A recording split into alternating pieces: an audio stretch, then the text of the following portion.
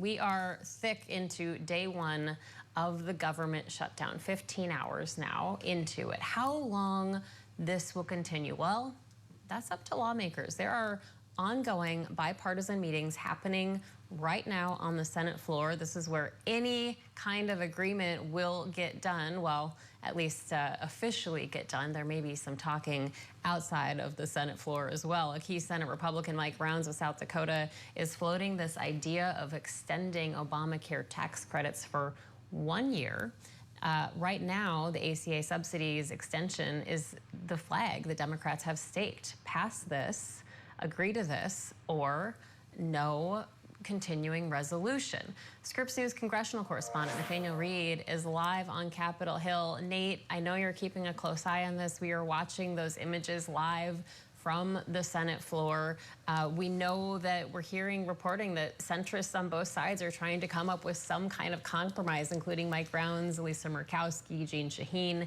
So who specifically are you watching, and do you think there's any chance something like that could be palatable to the other members of the Senate?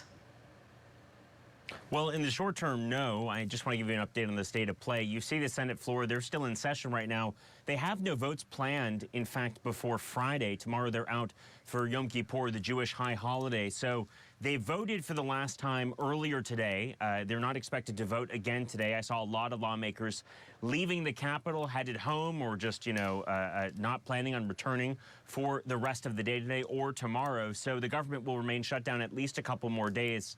In terms of those bipartisan negotiations, it's not clear if those are fruitful or if those could really yield anything that would be acceptable, not just, of course, to senators, but we're also dealing with the House of Representatives as well, which doesn't return until next week. And, of course, the Trump administration, President Trump, whether he's willing to accept whatever deal might be there is to maybe be struck in the U.S. Senate. But Democrats so far, largely in the Senate, believing that their tactics of trying to withhold their support for this government funding bill in exchange for those Affordable Care Act credits is working so far. They're largely happy with how things are turning out. Here's Senator Richard Blumenthal, the Democrat from Connecticut. There's a number of Democrats who've already crossed party lines. They're voting with Republicans to try and reopen the government as part of this Republican CR. I mean, do you think the momentum is kind of leaving your direction, going the other way? No, the momentum actually is in favor of our standing resolutely and strongly in favor of saving health care. I think we sense we're on the right side of this issue. We're on the right side of history.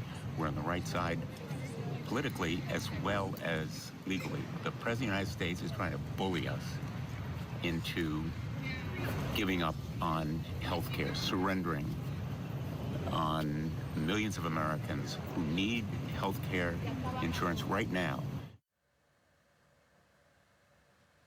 And again, at this point, it doesn't seem like there's any deal in sight. Democrats holding out hope here. Both sides are dug in.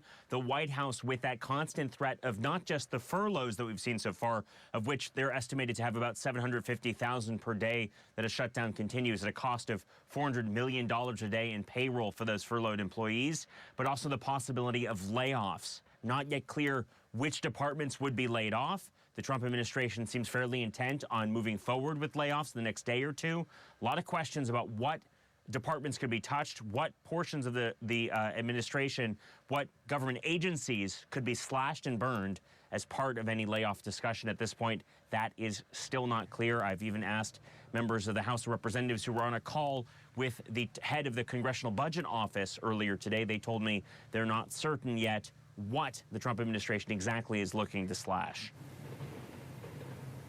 So a lot of federal employees will be checking their inboxes again, as they did earlier on when we saw DOGE cuts, waiting to see if their jobs are safe. Scripps News congressional correspondent Nathaniel Reed live from the Capitol. And now let's go right to our White House correspondent, Haley Bull. Haley, you were in that press briefing just a short time ago when Vice President JD Vance joined and spoke to the press. So what is the stance? What's the reaction from the White House today? Well, the White House is placing the blame solely on Democrats, accusing them of playing partisan politics, and it is a message they are fully leaning into. It's on the top line of the White House's website. It's shared in videos being played in the briefing room and in the words of top administration officials, including Vice President JD Vance, who called it a Democratic shutdown. Now, one of the points at the crux of this are disagreements over the Affordable Care Act enhanced premium tax credits. The White House signaling that they're open to conversations, but not until the government reopens. But the vice president is still drawing a red line against what they have phrased as health care for undocumented migrants. The vice president saying this on the shutdown.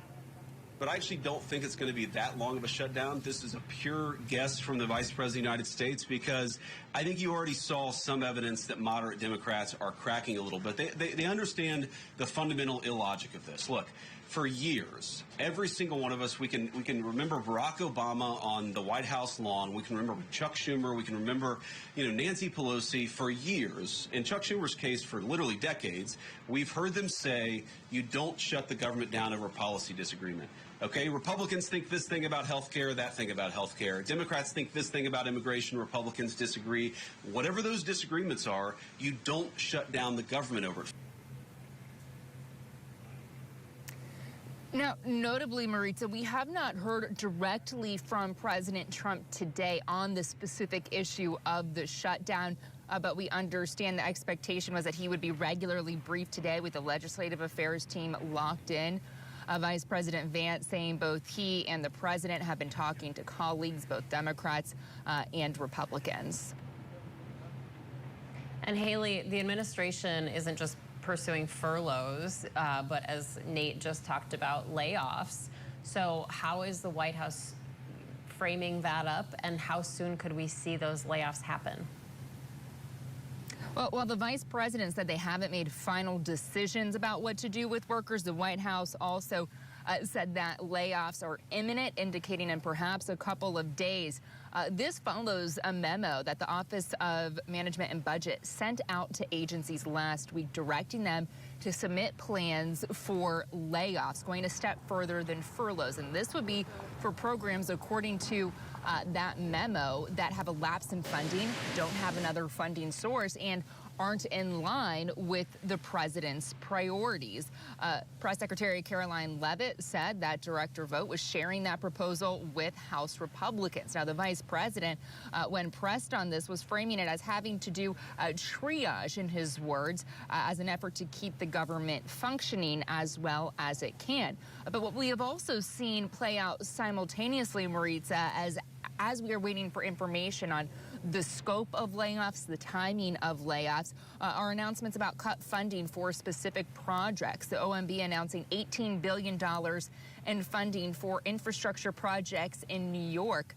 Of course, that is Senate Democratic leader Chuck Schumer's home state on hold, citing diversity, equity, inclusion principles, as well as some funding for climate projects in Democrat-led states. And Haley, is there any concern about the economic impact of all of this? Well, what the press secretary said is that is dependent on how long the shutdown continues. And there is some acknowledgement from the administration that is a point of uncertainty. Now, ahead of the shutdown, we spoke with a counselor to the Treasury Secretary about the potential economic impacts. And their view is that the shutdown creates confusion and disarray, again, reiterating the blame that they are putting on Democrats, but maintaining, in their view, they don't believe it will have a long-term impact or deter the progress that the administration frequently touts, saying this. So, there's a lot of dislocations and unnecessary distortions posed with the shutdown. Ultimately, it won't have any long-term effect on the economy, mainly because President Trump has put policies in place to get the economy moving very rapidly, as we see from the latest GDP data and what people are forecasting for the current quarter. So, unfortunately, it's an unnecessary fiasco that right now is out of our hands because we don't have 60 votes in the Senate. Now, Maritza, with the shutdown, though, we won't get updated economic data from the Bureau of Economic Analysis, which is what gives those estimates for GDP, jobs, spending. During a shutdown in the first Trump administration, the Congressional Budget Office shared that much of the GDP was recovered, but not about $3 billion.